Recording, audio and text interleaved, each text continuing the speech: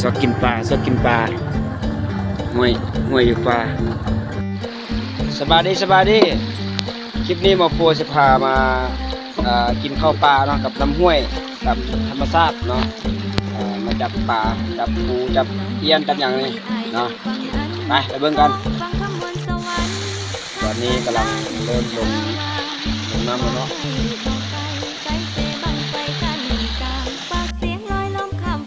เนาะทีมงานพากันมาดำปลากินข้าวปลาเนาะแซ่บ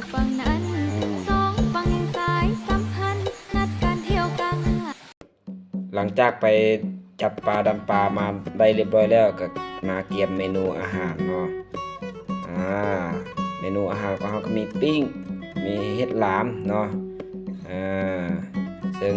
ปลาที่ได้มาก็ได้หลายชนิดเนาะไม่ว่าจะเป็นเอี้ยนปลากั้งเขียดอีควกเนาะแล้วก็หลายอย่างนะตัวกุ้งก็ได้เริ่มเมนูเห็ดแดงกินวันนี้จัดไปอันนี้ก็บาวดอนเขาก็กำลังเห็ดปิ้งอยู่เนาะเสียบแต่ก้นขึ้นเทิงมันว่าเลยโอ้ยเนาะแม่นบ่เขาละเสียบหัวลงก้นนำพาโดยหัวหน้าเผาเนาะอายังส่งแล้วก็นายผ่านพองอาจารย์ก็เกียมเมนูปิ้งวันนี้ไฟไว้ทานเรียบร้อยละ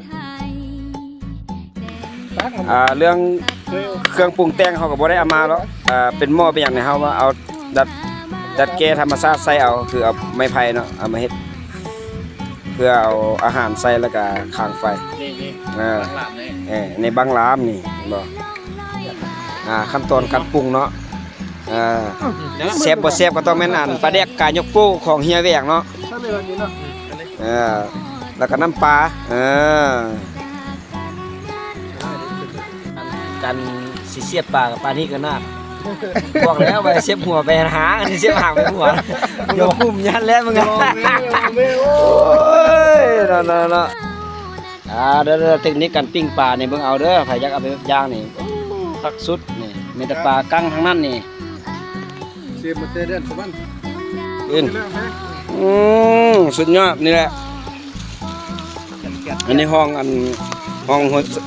หัวหน้าเผาอันนี้พ่อบ้านใจกล้าหัวหน้าเผาอายักเกียรติกบอันนี้ครอบครัวมือป้ามือสังหารนี่ก็มือสังหารไปลุยมือเดียวทั้งหมดละของแท้มันแซ่บสุดยอด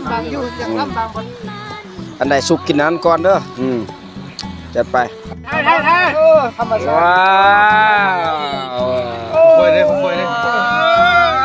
หลามของแท้หอมกุ้ยกุ๊บ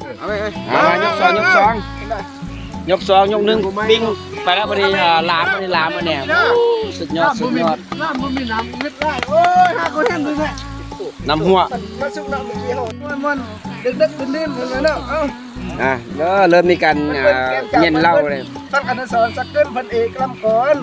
คันผู้ใดเมื่อนอนเนี่ยผู้นั้นอยากสีคันผู้ใดนั่งอยู่นี่ให้เราใหญ่สองก็มาไปนมสั่งที่ให้ไปหีเดือนหนึ่ง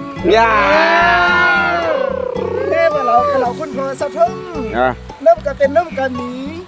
กินข้าวปลามีเหล้ามีเบียร์สุดยอดคักสุดเพิ่นว่าจะไปบายพิษไอ้เพิ่นว่าเดี๋ยวบ่หลังสิจิกเอาไปซะ